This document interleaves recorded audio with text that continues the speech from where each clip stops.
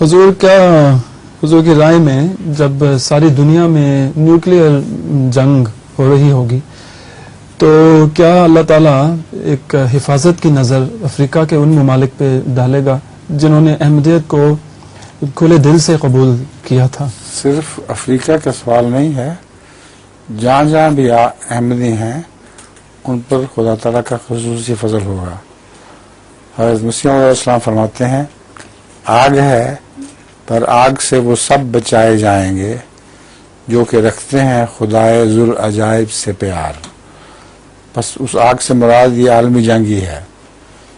تو جب اللہ کا پیار دل میں ہوگا تو خواہ وہ یورپ کے ہوں یا افریقہ کے یا پاکستان کے، ہندوستان کے، جہاں کے بھی ہوں، اللہ تعالیٰ ان پر فضل فرمائے گا، ان کو بچا لے گا۔